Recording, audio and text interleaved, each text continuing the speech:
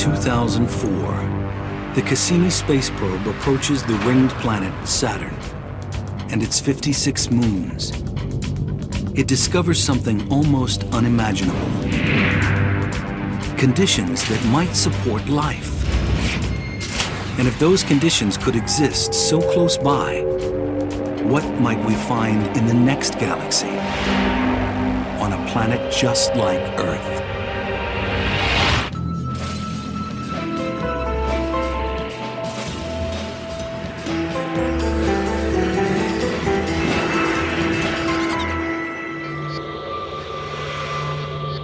For millennia, we humans have looked to the skies and wondered whether we're alone in the universe. Today, we're closer than ever to knowing the answer. Some scientists believe we'll get our first look at our extraterrestrial cousins in the near future. I hope it's in the next 10 years, and I'm ready for it next week. So, the sooner the better.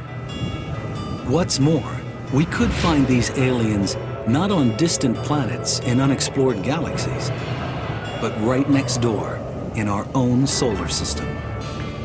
This is what scientists are now honing in on proof that ET is out there and living on the most hazardous of worlds. Our safari will journey to 7 destinations in our solar system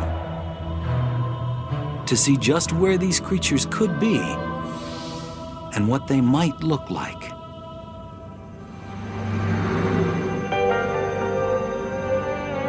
These exotic lands are unimaginably harsh.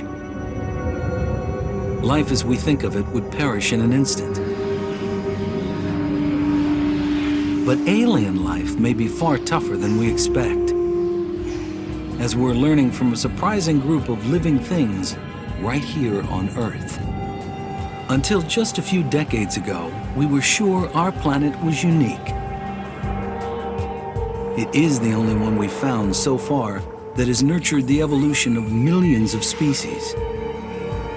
Thanks to its abundant sunshine, warm water, and protective atmosphere. We logically concluded that life needed each of those things. A conclusion that ruled out all other known worlds in our solar system.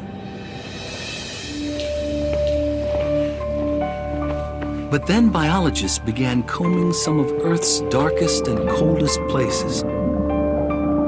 And to their surprise, they found living, breathing creatures. Biologists call these organisms extremophiles.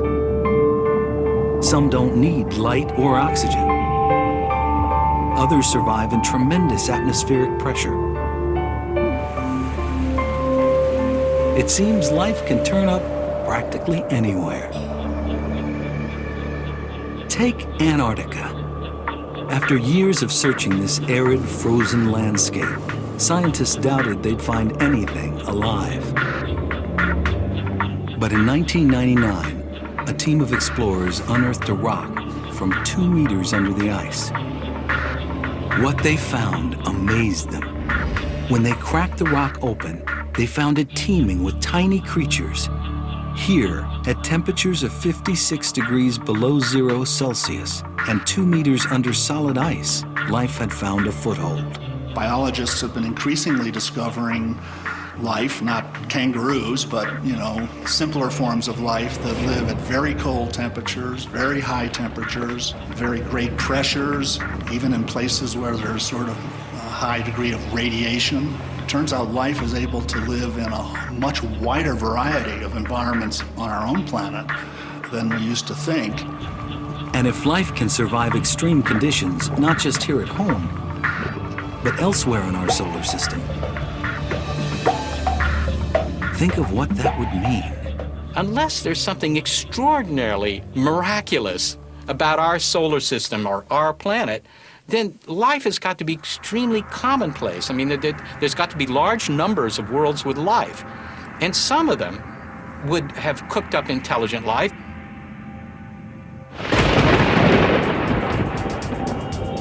In the beginning, we were once all extremophiles. Our Earth was as deadly a planet as any. Over the first billion years of Earth's existence, cosmic debris pummeled it mercilessly. The impacts turned its surface into a broiling, seething inferno where life was impossible. But once the solar system settled down and the Earth began to cool, water appeared, setting the stage for life. In 1953, researcher Stanley Miller proved in a lab experiment just how easily life on Earth got its start. He combined water with hydrogen, methane, and ammonia, components of the early Earth's atmosphere. Then he zapped his solution with an electric charge to simulate lightning. His results shocked the world. Miller had created organic molecules called amino acids, the protein building blocks of all living things. If lightning helped jumpstart life on Earth, could it have done the same on other planets? Galactic probes have now found the ingredients in Miller's experiment throughout our solar system, including one essential to life. One of the requirements that every form of life that we know about on Earth has, every single one, is liquid water. We've used evidence for liquid water to kind of guide our search for habitable environments. Our safari is headed to 7 worlds, some possibly rich in water, where scientists believe aliens might be hiding. While any life there might have begun much like life on Earth, how it looks now is anyone's guess. We begin in the world that has always fired our imaginations. The planet right next door, Mars. Of all the planets where we've looked for life, it's the one we've studied most. We had an interesting drive yesterday. The rover planners went... The scientist who may get the first look at Martians, if they're found, is Steve Squires, principal investigator for NASA's Mars rovers. Mars has always had, among all the planets, I think, a special fascination for humans. For a very long time, we've known enough about Mars to know that it is probably the most Earth-like. It may be the most like Earth, with an atmosphere and seasons. But we humans would perish quickly on Mars. Its air is thin, 1% of that at sea level on Earth. And it sits in a bad neighborhood of our solar system, near an asteroid belt. Its atmosphere is too flimsy to protect it. Asteroids continually bombard its surface. Violent winds can whip Mars's sandy soil into storms that consume the entire planet for weeks and spawn tornadoes 8 kilometers high. Midday temperatures at the equator of 0 degrees Celsius fall to -70 at night. David Grinspoon is a curator of astrobiology at the Denver Museum of Nature and Science. As he sees it, Mars would be warmer if it weren't a planetary runt. When I grab coffee on a cold morning, I know that a small espresso is going to cool off quickly, whereas a larger coffee is going to stay warm much longer. Large objects stay warm longer because their interiors are shielded from the outside where the cooling occurs. And planets are exactly the same way. A small planet will cool off early in its history. A larger planet like Earth will stay warm for billions of years, which makes it a better place probably to look for life. Despite Mars's drawbacks, it has always fascinated scientists because its terrain seemed to give evidence that it might support life. Its dynamic landscape of mountains, volcanoes, and deep ravines is not unlike our Earth. To early astronomers, these features looked like oceans and rivers, and even a system of canals, supposedly not just supporting life, but actually produced by it. Percival Lowell in the United States observed these things and inferred that, in fact, these things were so straight and so regular in geometry that they had to have been the product of intelligent life. Okay? Well, he was right. The problem was the life was at the wrong end of the telescope. In viewing this thing visually through a telescope eyepiece, the human eye-brain combination started to connect things that weren't really there. Lowell was not alone. Some scientists were shocked when the probe Viking 1 beamed back this image. Is that a human face? Perhaps produced by Martians in their own likeness?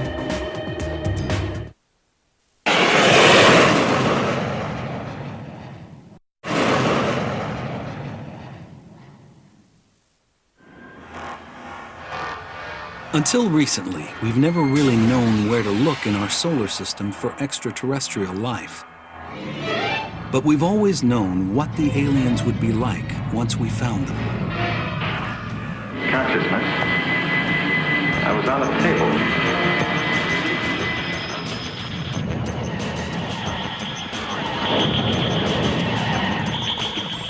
Usually there's more than a hint of the Earthling in our aliens.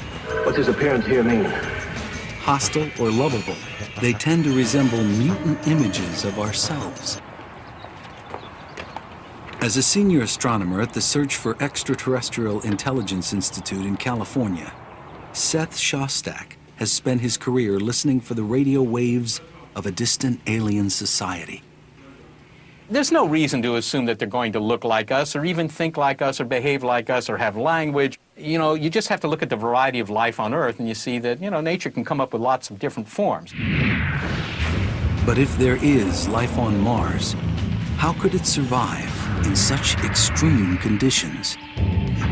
Since the 1960s, scientists have sent dozens of probes to the Red Planet. The first pictures of the barren landscape quickly dashed any hope of finding intelligent beings. But what scientists did see startled them. Though there's no evidence of Martian-made canals, there are signs that Mars actually may have had water. Some think the angry red planet might once have been blue. You just have to look back a couple of billion years, 3.5 billion, 4 billion years ago. Mars had a thicker atmosphere, had water on its surface clearly. Maybe it developed life. And as it slowly went bad, you know, the life had to adapt. Life may have adapted, not died off, because some liquid water may still exist underground. But with no surface water, frigid temperatures, and ultra-thin atmosphere, Mars is a planet only one kind of creature could love, an extremophile. Extremophiles thrive in the cruelest of places. To see where they might lurk on Mars, we head to the Valles Marineris, a massive rift in Mars' surface, 20 times wider than the Grand Canyon in places, and almost as deep as Mount Everest is tall. Lakes may have once flooded this valley, and those lakes could have hosted life.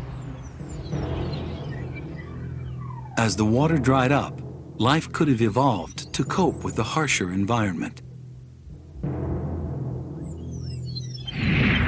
We won't know what these extremophiles are like until we find them, but they may resemble creatures that exist in extreme places right here on Earth.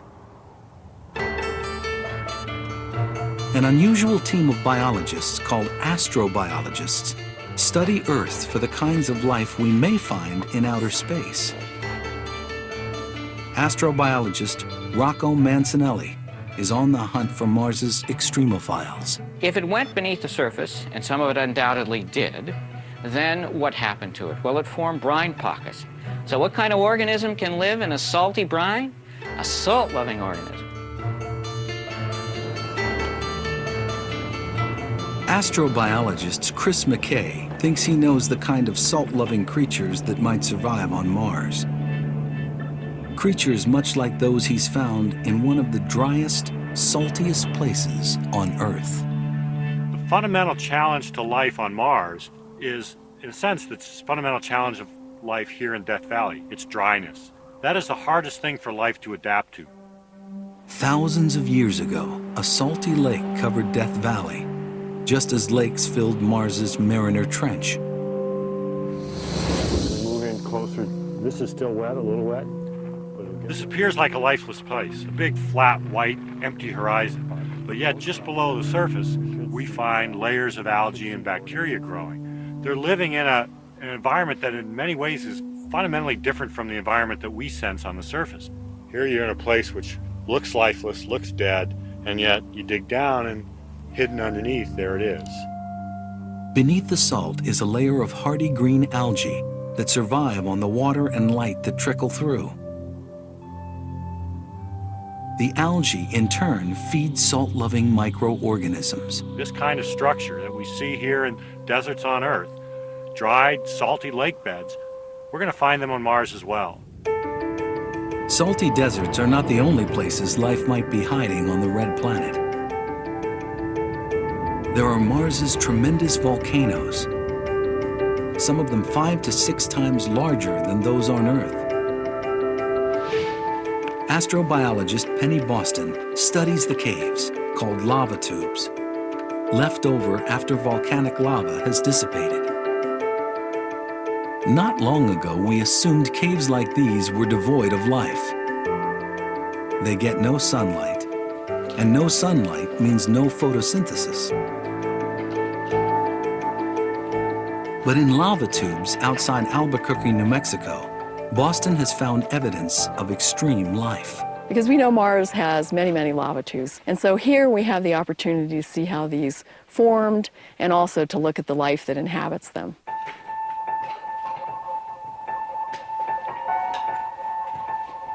The extremophiles Boston has found appear to be thriving. They get their energy by feeding on the minerals in the cave wall. So here we're up close to the wall, and you can see these white patches here growing against the black basalt. And each one of these is like a major city for these little guys. They're all nestled in these little pockets in the basalt. And so these guys are permanently adapted to these freezing temperatures. They never see any light, and they get what they can find in the environment. Are there creatures like these in the caves below Mars's volcano fields? Boston thinks so. We are going to find life, and I just hope that I live a long and healthy life so that I can still be around to see that. We may already have had our first glimpse of Martians, not from our visit to their planet, but from their visit to ours. 16 million years ago, an asteroid slammed into Mars and propelled a 2-kilogram rock into space. Amazingly, that rock sailed to Earth and came to rest in Antarctica. Inside, NASA scientists David McKay and Everett Gibson were amazed to spot the outlines of fossils. Water has carved small tunnels in the rock. And in these tunnels, McKay and Gibson found what they believe to be evidence of bacterial life. These are little microbes, and they're dead, and they're fossils, or in some cases, we don't even see the forms. We see the footprints or the evidence that they were there. Life from Mars? Maybe. The hunt is only just beginning. NASA plans to send a rover called Phoenix to Mars. It will study the planet's ice cap and probe 1 meter beneath the surface. NASA even has a plan to send human visitors. They may not meet the little green men of our imaginations, but they could encounter life in some form. What will it look like?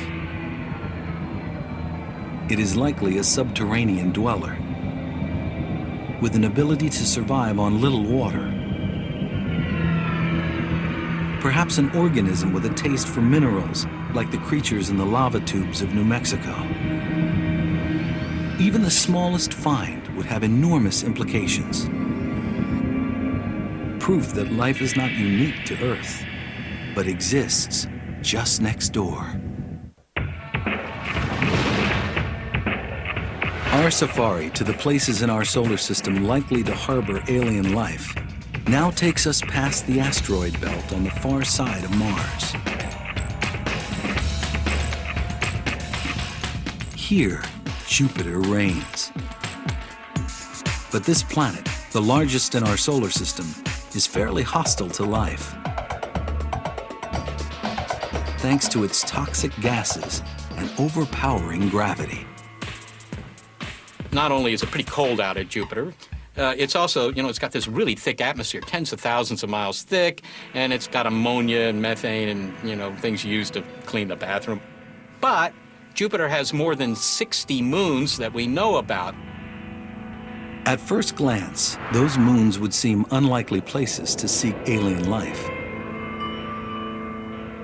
Their atmospheres are thin, and they are inhumanly cold.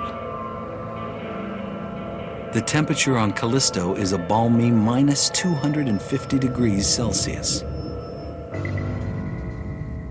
The scientific probes Voyager and Galileo have detected little on the surface of these moons but ice, with one dramatic exception.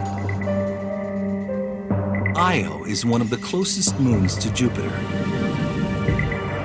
When NASA sent Voyager 1 to Io in 1979, astronomers were astonished to find its surface roiling with giant volcanoes. Io is the most volcanically active place in the solar system, just spewing volcanic material from its surface all the time. What could be heating the interior of this frigid moon? Amazingly, it's the force of gravity from Jupiter. The giant planet exerts an enormous gravitational pull on its moons. The closer the moon, the stronger the force. So strong, it can actually stretch their crusts. But some of these moons have elliptical orbits, so as they near Jupiter, the crust stretches toward it. When they move further away, the crust relaxes back toward spherical. This constant tidal movement creates friction deep inside, and that friction generates heat.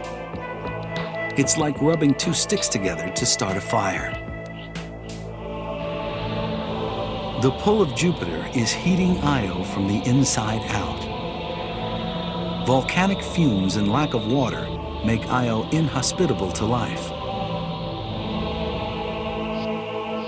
But Jupiter's other large moons are more distant, close enough for Jupiter's gravity to warm them from within, but distant enough to remain calm on the surface. 3 of them look particularly promising as possible homes for alien life. The one farthest from the giant planet, Callisto. On its surface, Callisto looks like our moon, scarred and cratered by countless hits from asteroids.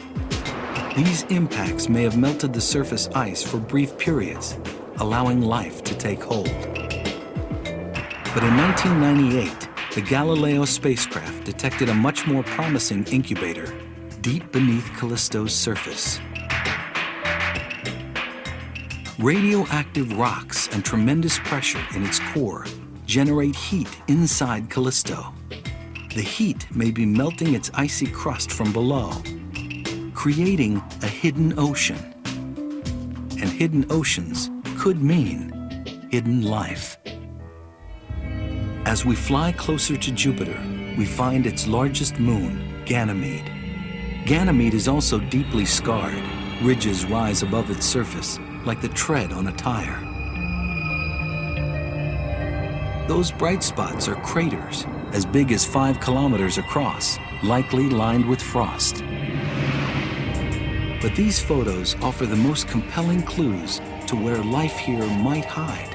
They show flowing glaciers. Glaciers that resemble those on Earth. Ganymede's moving glaciers could also be signs of heat within. So, like Callisto, Ganymede could also have a hidden ocean, buried beneath as much as 200 kilometers of ice.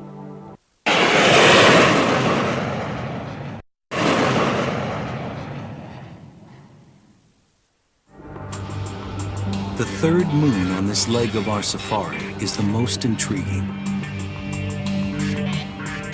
It's called Europa, and of the three, it resides closest to Jupiter. That proximity to the giant planet means Europa's core may be very hot, far hotter than Callisto's or Ganymede's. But its surface remains frigid, a potent combination for life, since there could be a temperate zone where they meet. Mammoth fissures scar Europa's thick crust of ice, a sign that ice is always shifting. On our own planet, we see the same cracks in the ice sheets covering the Arctic Ocean. Europa's crust may be riding the largest ocean in the solar system. An ocean twice as large as all of Earth's put together. Now, those oceans, if they're there, and the chances are pretty good that at least some of them are, they've been sitting around for a long time, 4 billion years, a little longer, right? In 4 billion years, an ocean of water, do you think anything might have cooked up there? Well, it certainly seems plausible. The environment in Europa's ocean is more or less as nice as the environment in our own ocean, as a place for living things to exist. Heck, things from planet Earth could probably live in the European Ocean. But Europa's oceans would be very cold, even slushy. And sunlight never penetrates them, thanks to an icy cover that may be 15 kilometers thick. We might never have thought life could exist here, if not for a revolutionary discovery off the coast of Ecuador. Kilometers deep in the Pacific, biologists have found flourishing communities of tube worms, crabs, and even squid. These creatures are thriving despite complete darkness, extreme cold, and the pressure of the deep ocean. They feed on bacteria that take their energy not from the sun, but from chemicals erupting from the sea floor. We might find very similar volcanic vents on Europa, supporting their own web of life. To find out, NASA scientists would like to put a lander on the European surface. Some would like to send a cryobot, a robot that would melt the ice and release a probe into the liquid below. That's not so hard to do. You just have to melt your way through. But you're going to have to melt your way through not a couple hundred feet, but maybe a dozen miles of ice. And send down a fishing line with maybe a video camera and a light bulb on it and look around.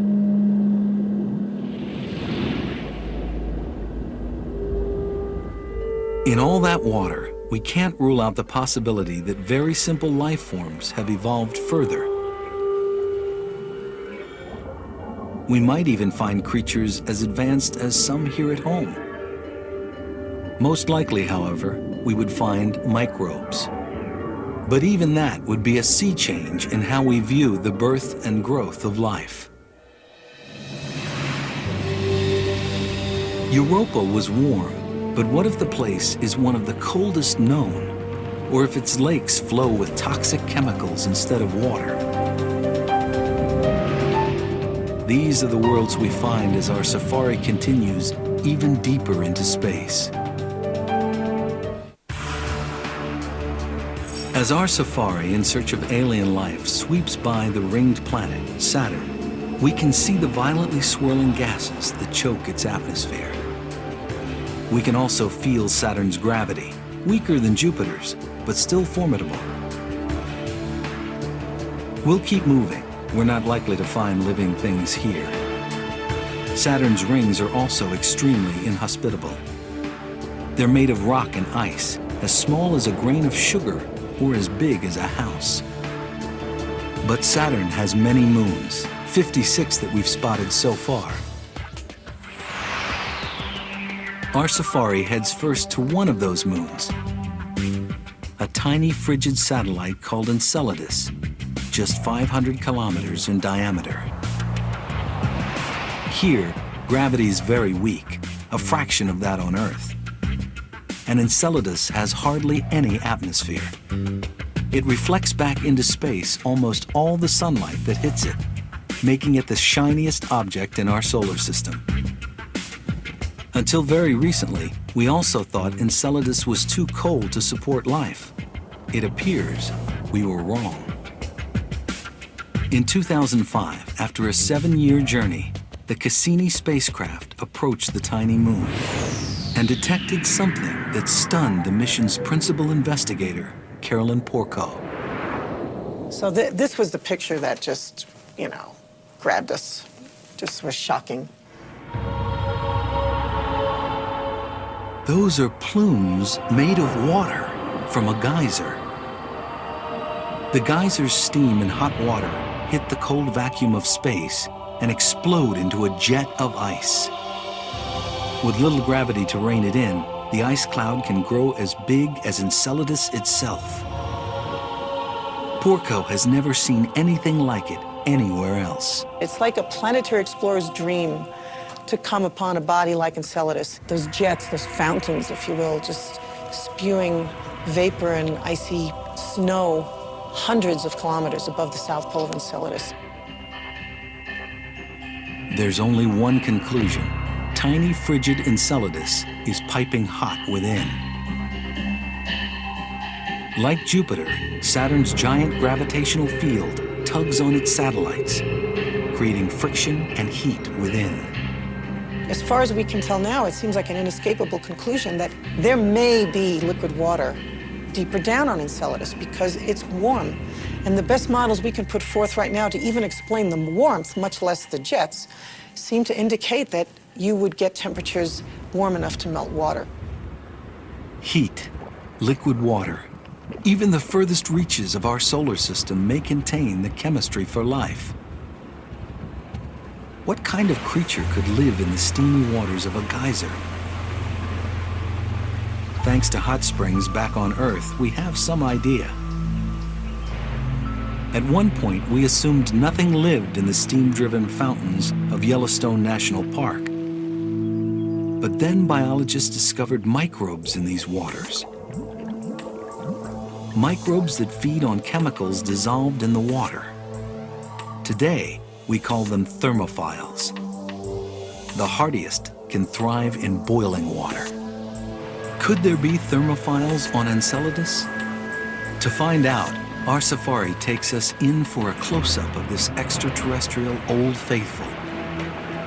It's too cold for anything to live near the surface. Temperatures there are minus 200 degrees Celsius. But what about the hot water inside?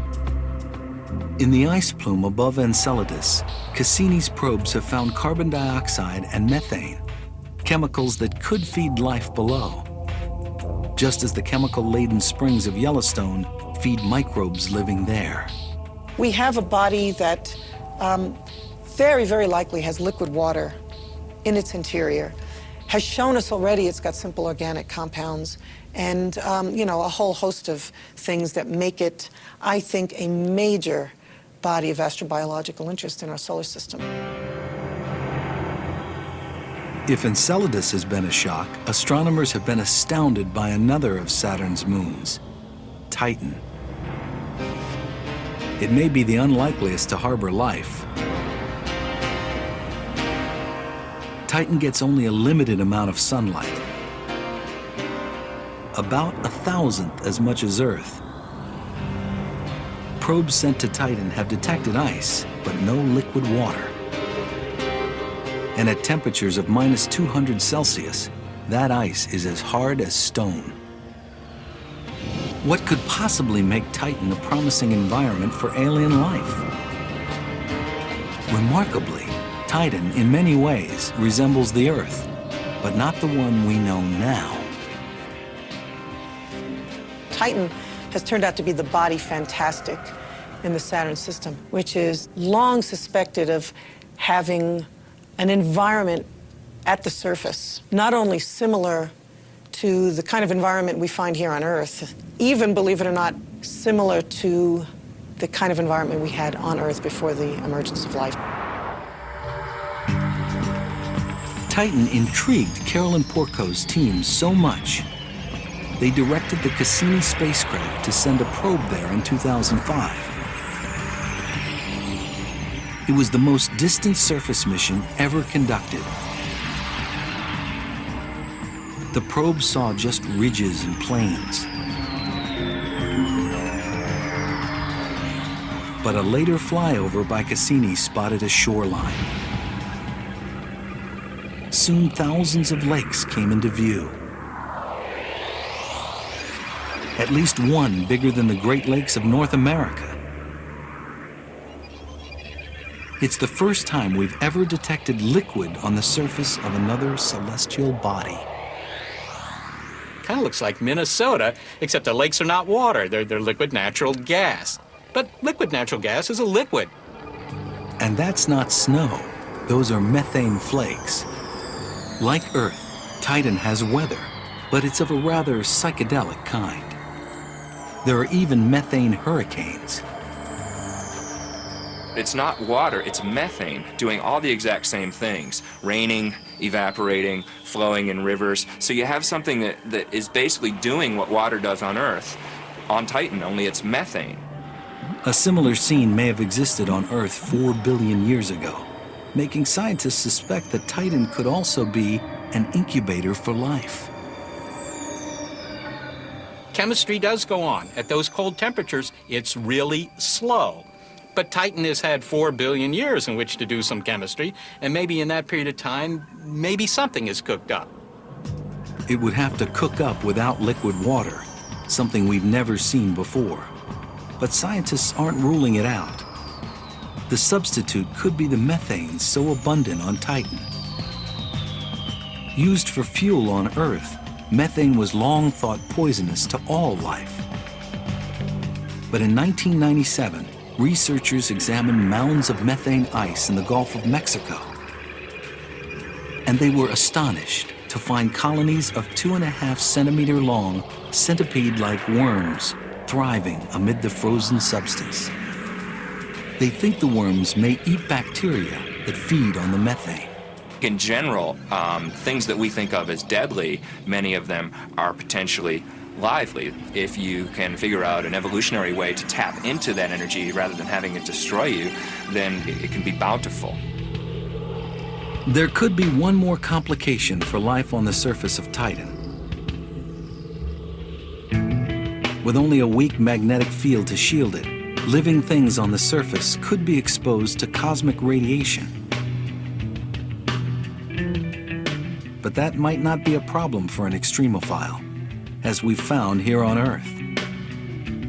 Biologists have uncovered plenty of life near Chernobyl's contaminated nuclear reactor, and even swimming in toxic radioactive spills, actually feeding off the decaying molecules. It's possible Titan's life forms could do the same. To find life on Titan, we may have to dive into its methane lakes, where we might find chemical-loving bacteria. We may even find microbes resistant to radiation, not unlike those here on Earth at Chernobyl, living on its rock-hard ice sheets. Organisms that eat methane might give off heat, melting the ice, possibly creating another fountain for life. There's no doubt life on Titan would be a strange brew, but we have yet to visit the most bizarre world where scientists believe life could exist, and it's much closer to home.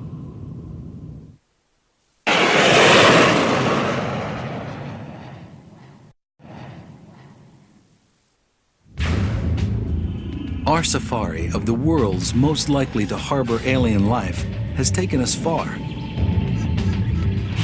We've visited frigid deserts, submerged oceans, and methane lakes. But the world we're about to visit may be the most extreme of all. For our final stop, we are swinging back toward Earth, to Venus, our closest planetary neighbor in the solar system. If life can survive here, it seems it could exist almost everywhere. To reach the surface of Venus, we have to fly through a dense layer of yellow clouds, 65 kilometers deep, with a composition similar to battery acid.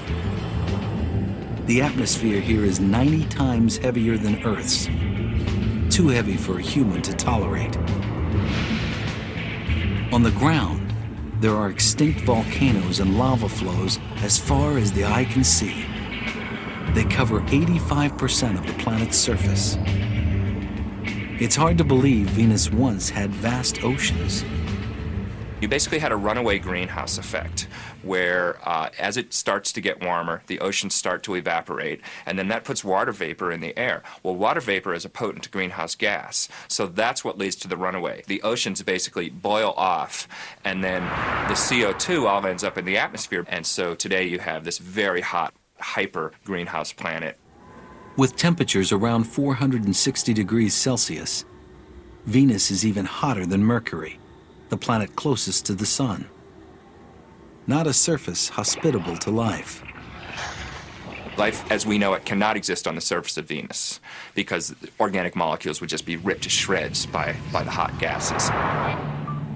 But we've stopped here not because of what's on the ground, but what's in the air. In 1982, the Soviet spacecraft Venera 14 visited Venus. In the clouds, 50 kilometers up, it detected temperatures much cooler than on the surface. What's more, it found the molecules so critical for life, H2O. So far, every bit of water we found beyond Earth is frozen solid.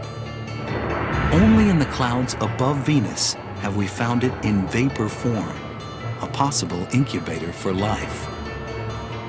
But Venus's clouds are also filled with highly acidic sulfur.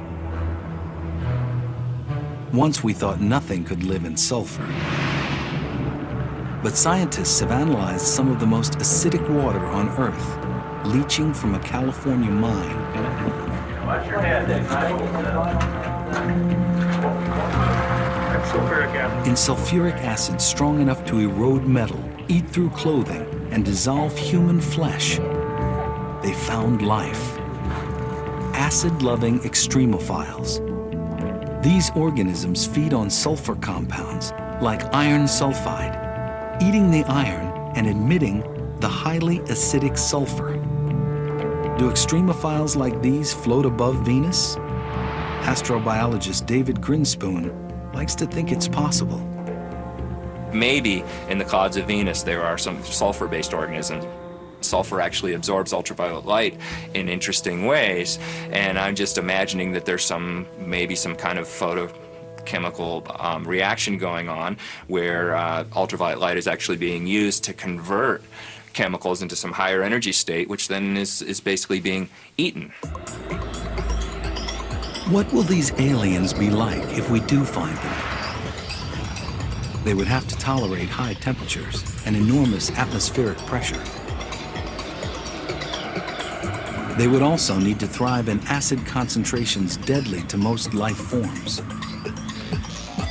Perhaps they might resemble a hardier version of the acid-resistant extremophiles in California's mine.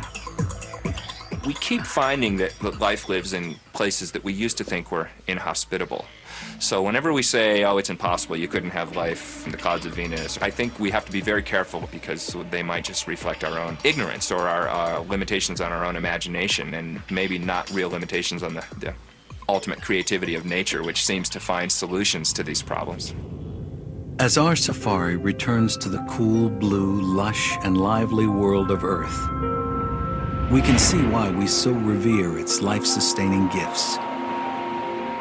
But as we are learning, even the most extreme environments can harbor living things. Extremophiles may resemble the first version of life in our universe, and they could even be the most common.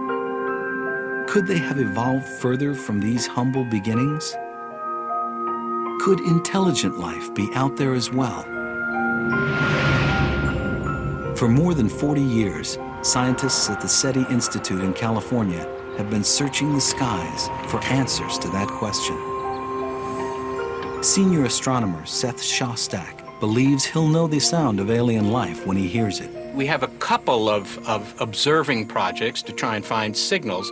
The biggest one are our radio searches, and that's where we use big arrays of antennas, and we point these antennas at nearby star systems that we think, well, this is the kind of star that might have a planet that might be something like Earth. We point in those directions, hoping to pick up a signal that would tell us that somebody there is clever enough to build a radio transmitter. It's a safari that never leaves home. Astronomers have also recently captured enough light from planets in distant solar systems to deduce their chemical makeup. They have found elements that may help form RNA, one of the building blocks of life here on Earth. And 20 light years away, in the constellation Libra, a team of European astronomers has found a planet that could be warm enough to have liquid water on its surface, just like Earth. Meanwhile, headed to the farthest reaches of our galaxy are 4 spacecraft launched in the 1970s. Aboard 2 of them is a map of our solar system and the image of a man and a woman. 2 others carry a sample of uranium whose rate of decay would date the probe regardless of language. The 2 are also carrying what could be the most universal message of all, a recording that includes a composition by Bach. Just don't expect news anytime soon. These intergalactic postcards from Earth will take 80,000 years to reach the nearest star. Our search for life beyond Earth has only just begun. There are billions of planets yet to be explored. Every one of them holds the tantalizing possibility of life, even intelligent life. Just in the face of this enormity, the idea that we're the only game in town it just doesn't seem reasonable. I think the question of whether we're alone is profoundly important for human beings in general. If you're aware, you really have to ask that question. Somewhere in a galaxy known or unknown, something or someone could be looking out into space, peering at the Milky Way and wondering, is there life out there?